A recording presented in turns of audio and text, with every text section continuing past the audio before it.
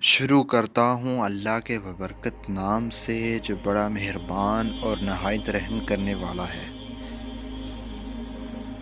ایک دفعہ کا ذکر ہے کہ ایک بندہ امیر المومنین حضرت سیدنا علی رضی اللہ تعالیٰ عنہ کے پاس حاضر ہوا۔ اس نے حضرت علی رضی اللہ تعالیٰ عنہ کو سلام کیا۔ آپ نے اس کا جواب دیا۔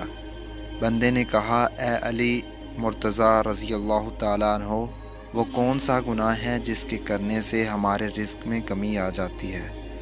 اس بندے کی بات سن کر سیدنا علی رضی اللہ تعالیٰ عنہ نے ایک حدیث پاک بیان کرتے ہوئے فرمایا کہ 5 ایسے گناہ ہیں جن کے کرنے سے اللہ تعالیٰ بندے کے رزق میں کمی کے ساتھ ساتھ اس کو دنیا آخرت کا عذاب بھی دیتا ہے۔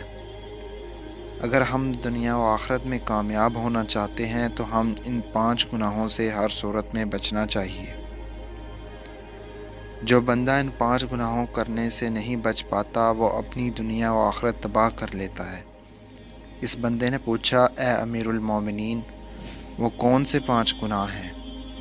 آپ نے فرمایا کہ پہلا گناہ سود کا کاروبار کرنا ہے۔ حضرت علی رضی اللہ تعالیٰ عنہ نے آہ بھرتے ہوئے فرمایا کہ سود کا کاروبار کرنے والا اس دنیا میں بھی ذلیل و خوار ہوگا اور آخرت میں بھی اللہ کے انعام و کرام سے ہاتھ دھو بیٹھے گا اور اس کا کھانا جہنم ہی ہوگا۔ سود خور انسان کی کوئی عزت نہیں کرتا، وہ دوسرے کی ہر وقت پریشانیاں دے دے کر اپنے کاروبار چلاتا ہے، اس لیے اس کو بھی سکون مہیا نہیں ہوتا۔ سود خور کی جب موت ہوگی، اس کو قبر میں دفن کیا جائے گا تو بچھو سانپ اس کا چہرہ نوچ لیں گے اور اس کی شکل و صورت تبدیل ہو جائے گی۔ آپ نے ایک سود خور کی بات بتاتے ہوئے فرمایا کہ ایک سود کا کاروبار کرنے والا کسی جگہ سے گر کر مر گیا۔ اس کے گھر والے بہت غمزدہ ہوئے۔ ایک رات بیٹے نے اپنے باپ کو خواب میں دیکھا۔ بیٹے نے اپنے والد سے پوچھا، بابا تیرے ساتھ کیا ہوا؟ والد نے جواب دیتے ہوئے کہا، بیٹا میری تو آخرت تباہ و برباد ہو گئی ہے۔ سیڑھی سے گر کر میری موت واقع ہونا ہی تھا کہ مجھے جہنم کے گہرے حصے کو ڈال دیا گیا۔ حضرت شیخ سعید نے فرمایا کہ ایک دفعہ میں نے کسی مکان کی تلاش کر رہا تھا کہ میری ملاقات ایک سود خور بندے سے ہو گئی۔ وہ کہنے لگا، میرے حضور گھر کے ساتھ والا گھر فروخت ہو رہا ہے، میں آپ کو وہ لے دیتا ہوں، اس طرح ہم دونوں ہمسائے بن جائیں گے۔ وہ بندہ کہنے لگا کہ یہ مکان بہت اچھا ہے، اس میں کوئی بھی کمی نہیں ہے، نیا تیار ہوا ہے اور بہت ہی عمدہ بنا ہے۔ شیخ سعید نے فرمایا، او بے وقوف بندے، مجھے تو اس میں کمی ہی کمی نظر آ رہی ہے کہ میں ایک سود خور کا ہمسایہ بن جاؤں۔ اس سے برا اور کیا ہو سکتا ہے کہ انسان کسی سود خور کا پڑوسی بن جائے۔ اگر ایسے مکان مجھے فری بھی ملے تو بھی میں ایسا مکان لینے کو تیار نہیں ہوں۔ اگر تم چاہتے ہو کہ میں یہ دنیا میں خوشی سے زندگی گزاروں، لوگ میری عزت کریں، تو سود کا کاروبار کبھی مت کرنا۔ آپ نے فرمایا کہ دوسرا بڑا گناہ یہ ہے کہ کسی کی بیٹی پر کوئی تہمت لگانا۔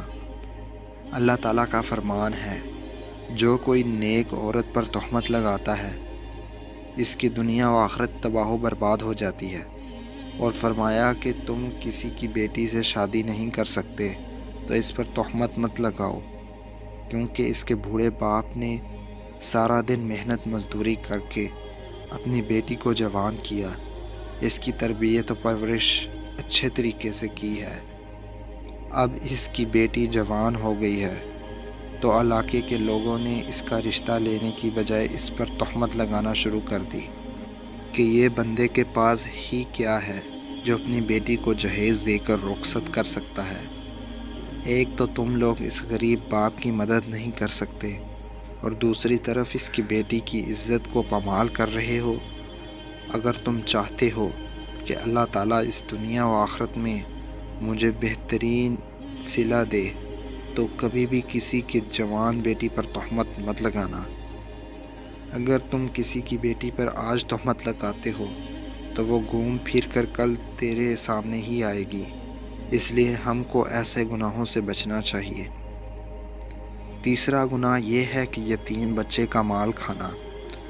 جو بندہ کسی یتیم بچے کا مال کھاتا ہے تو اللہ اس کے سارے نیک اعمال ختم کر کے اس کو دنیا و آخرت میں رسوا کر دیتا ہے، اور جب وہ مر جاتا ہے تو اس کی اولاد کے ساتھ بھی وہی ہوتا ہے جو مرنے والے اس دنیا میں کر کے گیا ہوتا ہے۔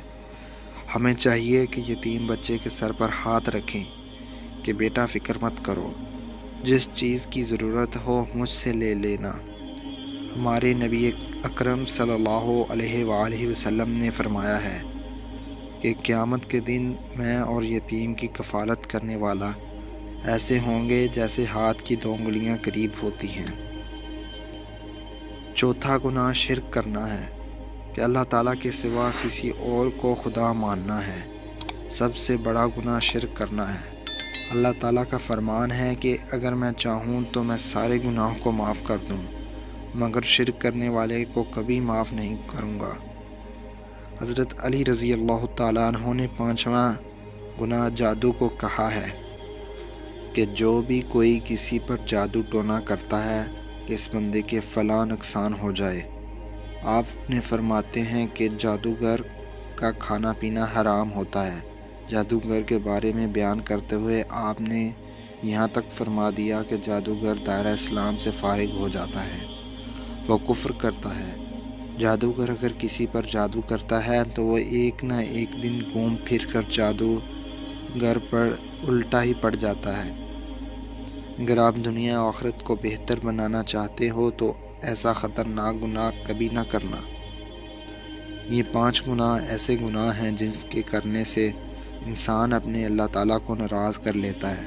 جب اللہ تعالیٰ ناراض ہو جاتا ہے تو اس بندے کی دنیا میں عزت نہیں رکھتی، وہ ذلیل و خوار ہو کر رہ جاتا ہے، اور ان گناہوں کو کرنے والے کا انجام جہنم ہے۔ ہمیں چاہیے کہ ہم ایسے گناہوں سے دور رہیں تاکہ اللہ تعالیٰ ہم پر اپنا کرم و نازل فرمائے۔ اللہ تعالیٰ سے دعا ہے کہ ہم کو ان 5 گناہوں سے دور رہنے کی توفیق عطا فرمائے۔